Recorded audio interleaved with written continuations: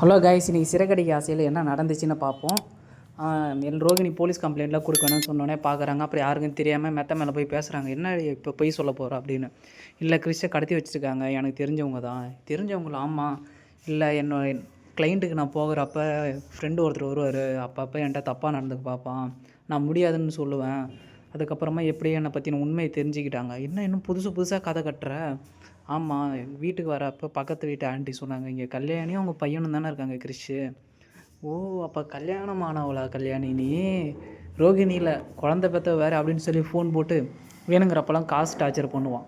அதுக்கப்புறம் இதெல்லாம் சொன்ன உடனே இப்போயே நீ வீட்டில் போய் உண்மையை சொல்லிடு, தேவையில்லாத வேலை பண்ணாத அப்படின்னு சொல்லுவாங்க. உன்னால் சுற்றி இருக்கிறவங்க தான் பாதிக்கப்படுறாங்க, இதில் நீயே தெரிஞ்சுக்கோ.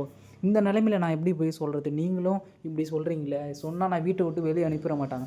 இப்போ கூட உன் நல்லது தான் யோசிக்கிறலாம், உன் நல்ல கிறிஸ்து தான் மாறிட்டுருக்கான், நீ பண்ணுறதெல்லாம் சரியில்லை அப்படின்றாங்கப்பா. சிந்தாமணி ஆண்டி எதுவும் பண்ணலையா அப்படின்னு சொல்கிறான் அப்படின்னு சொல்லி அவங்க ஃப்ரெண்டு சொன்னாங்க. அதுக்கப்புறமா நல்லா பார்த்துட்டியான்னு கேட்க, ரோகிணி நீ இப்போ நான் என்ன பண்ணுறதுன்னு தெரிலங்க மீனா அப்படின்வாங்க. மீனா அதுக்கு ஒரு ஐடியா கொடுப்பாங்க.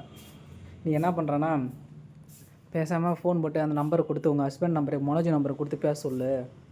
ஏன்னா வச்சுக்கி அவர் ஆளாக மட்டும்தான் ஹெல்ப் பண்ண முடியும்னு ஒரு மீனாவே ஐடியா கொடுப்பாங்க. அப்புறம் மனோஜுக்கு கால் பண்ணி கேட்பாங்க, 2 லட்சம் பணம் கொடுத்தா நான் விட்டுறேன், செக்கஸ்ட்டு வாண்ட்டு தான் இருக்கான், ஆதாரம் என்னன்னு சொல்லி கேட்குறப்ப கிறிஸ்டை போய்ட்டு கில்லுவான், அடிப்பான்.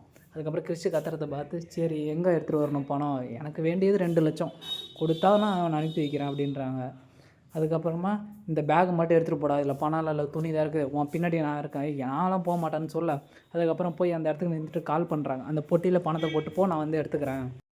அதுக்கப்புறம் என்ன ஆச்சுன்னு தெரிஞ்சுக்க நம்ம சேனலை சப்ஸ்கிரைப் பண்ணுங்கள். கிறிஸ்டை காப்பாற்றினாங்களா இல்லையா, முத்துவும் அவங்க சகலையும் மீட் பண்ணாங்க, அதில் என்ன பிரச்சனை வந்துச்சுன்னு தெரிஞ்சுக்க நம்ம சேனலை மறக்காமல் சப்ஸ்கிரைப் பண்ணுங்கள் காய்ஸ். லைக் பட்டன் தட்டி விட்ருங்க.